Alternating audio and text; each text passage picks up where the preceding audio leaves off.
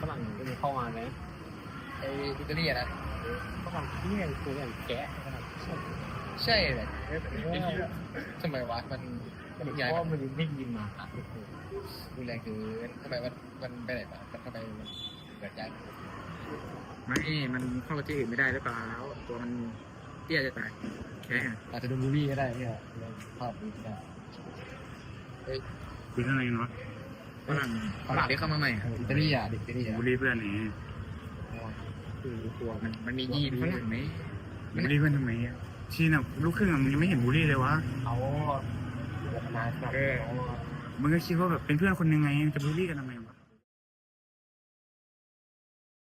ไม่ใส่เลยไม่รู้คุยได้ไหมเนี่ยรู้เรื่องไหมเนี่ย